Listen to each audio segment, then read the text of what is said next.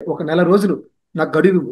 ఈ నెల రోజుల్లో నేను సంపాదించే ఒక నెల సంపాదన 1100 అక్కడ నేను సంపాదించలేని పరిస్థితుల్లో నేను మళ్ళీ బ్యాక్ వచ్చి నా కెరీర్ ఏదైతే ఇది ఉందో దీనే తీసుకుంటానని చెప్పేసి బయలుదేరాడు అనమాట. పరుచూరి గోపాలకృష్ణ గారు ఎంఏ పిహెచ్డి చేశారు ఆర్ట్స్ లో, తెలుగు ఆర్ట్స్ లో.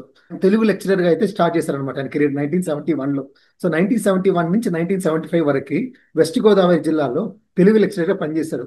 సో అలాగే 75 నుంచి ఆయన హెచ్ఓడిగా అలాగే వైస్ ప్రిన్సిపాల్ గా ఉయ్యూరు కాలేజీలో స్టార్ట్ చేశారనమాట. 1978 నుంచి తరచుగా వీళ్ళు చెన్నైకి వెళ్ళడం, అంటే అప్పటికే ఫస్ట్ వచ్చి పరుచూరి వెంకటేశ్వర గారు కెరీర్ స్టార్ట్ చేశారనమాట ఇండస్ట్రీలో. సో ఆయన స్టార్ట్ చేసిన తర్వాత వాళ్ళ తమ్ముడైన గోపాలకృష్ణ గారిని అప్పుడప్పుడు నువ్వు రారా రాదు అని చెప్పేసి సహాయ సహకారం అడిగారు అనమాట. సో అలా రాస్తూ పోయి చెన్నైకి, అప్పుడు ఇండస్ట్రీ అంతా చెన్నైలో ఉండేది.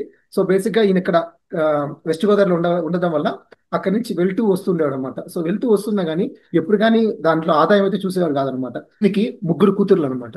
సో 1982లో ఇంకా ఈ రెండు పేర్ల ప్రయాణం ఆపేసి ఏదో ఒక దాని మీద ఖచ్చితంగా స్టార్ట్ చేయాలనేసి ఆలోచించిన టైంలో, సో 1 ఇయర్ అయితే ఆయన బ్రేక్ తీసుకున్నాడు అనమాట జాబ్ నుంచి.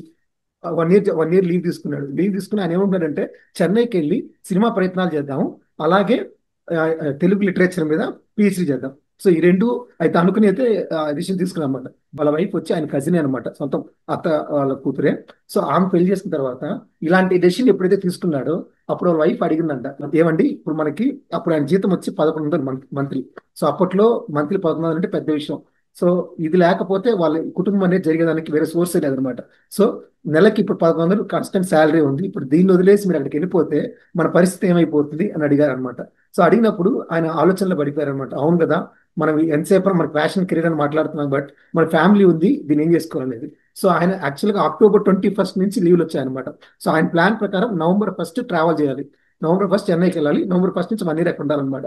సో ఆయన ఏం ఆలోచించాడంటే, ఆలోచించి వాళ్ళ వైఫ్ ఇలా అన్నాడంట, సో November 1 వచ్చి ఆయన మూడో కూతురు బర్త్డే. సో అంతకన్నా ఆస్పిషియస్ డే ఉండదని చెప్పేసి, సరే నేను November 1 నా ప్రయాణం స్టార్ట్ చేస్తాను, December 1 వరకు అంటే ఒక నెల రోజులు నాకు గడువు. ఈ నెల రోజుల్లో నేను సంపాదించే ఒక నెల సంపాదన 1100 అక్కడ నేను సంపాదించలేని పరిస్థితుల్లో నేను మళ్ళీ బ్యాక్ వచ్చి నా కెరీర్ ఏదైతే ఇది ఉందో దీనే తీసుకుంటానని చెప్పేసి బయలుదేరాడు అనమాట.